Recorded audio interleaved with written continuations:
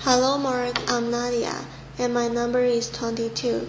Today I'm going to read Eulogy for the Martyred Children, September 18, 1963, Birmingham, Alabama. This afternoon we gather in the quiet of this sanctuary to pay our last tribute of respect to these beautiful children of God. They entered the stage of history just a few years ago, and in the brief years that they were privileged to act on this mortal stage, they played their parts exceedingly well. Now the curtain falls. They move through the exit. The drama of their earthly life comes to a close. They are now committed back to that eternity from which they came. These children, unoffending, innocent, and beautiful, were the victims of one of the most vicious and tragic crimes ever perpetrated against humanity. Yet they died nobly. They are the martyred heroines of a holy crusade for freedom and human dignity. And so this afternoon, in a real sense, they have something to say to each of us in their death. They have something to say to every minister of the gospel who has remained silent behind the safe security of stained glass windows. They have something to say to every politician who has fed his constituents with the stale bread of hatred and the spoiled meat of reason. They have something to say to a federal government that has compromised with the undemocratic practice of thousand districts and the blatant hypocrisy of right-wing Northern Republicans. They have something to say to every Negro who has passively accepted the evil system of segregation and who has stood on the sidelines in a mighty struggle for justice. They say to each of us, black and white alike, that we must substitute courage for caution. They say to us that we must be concerned not merely about who murdered them, but about the system, the way of life, the philosophy which produced the murderers. Their death says to us that we must work passionately and unrelentingly for the realization of the American dream. And so, my friends, they did not die in vain. God still has a way of bringing good out of evil, and history has proven over and over again that our mortal suffering is redemptive.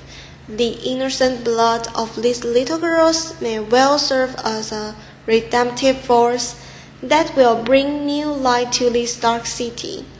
The Holy Scripture says, "A little child shall lead them." The death of these little children may lead our whole thoughts then from the low road of man's inhumanity to the high road of peace and brotherhood. This tragic death may lead our nation to substitute an aristocracy of characters for an aristocracy of color. The spilled blood of these innocent girls may cause the whole citizenry of Birmingham to transform the negative extremes of a dark past into the positive extremes of a bright future. Indeed, this tragic event may cause the white South to come to terms with its conscience. And so, I stand here to say this afternoon to all assembled here that in spite of the darkness of this hour, we must not despair. We must not become bitter, nor must we harbor the desire to retaliate with violence.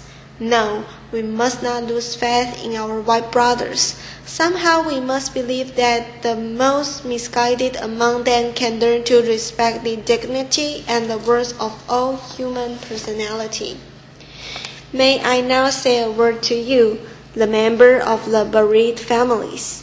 It is almost impossible to say anything that can console you at this difficult hour and remove the deep clouds of disappointment which are floating in your mental skies. But I hope you can find a little consolation from the universality of this experience. Death comes to every individual. There is an amazing democracy about death. It is not aristocracy for some of the people, but a democracy for all of the people. Kings die and beggars die. Rich men and poor men die. Old people die and young people die. Death comes to the innocent and it comes to the guilty. Death is the irreducible common denominator of all men. I hope you can find some consolation from Christianity's affirmation that death is not the end. Death is not the period that ends the great sentence of life, but the comma that punctuates it to more lofty significance. Death is not the blind alley that leads the human race into a state of nothingness, but an open door which leads man into life eternal. That is daring faith, this great invincible surmise. Be sure sustaining power during these trying days. Now I say to you in conclusion, life is hard, at times as hard as crucible steel. It has its bleak and difficult moments, like the ever-flowing waters of the river. Life has its moments of drought and its moments of flood, like the ever-changing cycle of the seasons. Life has the soothing warmth of its summers and the piercing chill of its winters. And if one will hold on, he will discover that God works with him, and that God is able to lift you from the fatigue of despair to the buoyancy of hope, and transform dark and desolate valleys into sunlit paths of inner peace. And so today, you do not walk alone. You gave to this world wonderful children. They didn't live long lives, but they lived meaningful lives. Their lives were distressingly small in quantity, but growing large in quality. And no greater tribute can be paid to you as parents, and no greater epitaph can come to them as children than where they died and what they were doing when they died. They did not die in the dives and dens of Birmingham, nor did they die discussing and listening to filthy jokes. They died between the sacred walls of the Church of God, and they were discussing the eternal meaning of love. This stands out as a beautiful, beautiful thing for all generations. Shakespeare and Horatio to say some beautiful words as he stood over the dead body of Hamlet.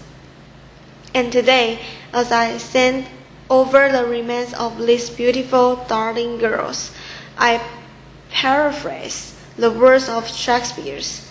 Good night, sweet princesses. Good night, those who symbolize a new day, and may the flight of angels take thee and thy eternal rest. God bless you. Thank you for your listening.